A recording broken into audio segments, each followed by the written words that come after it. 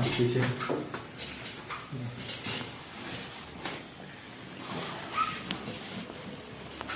jangan tubuh buah kena dikit lagi.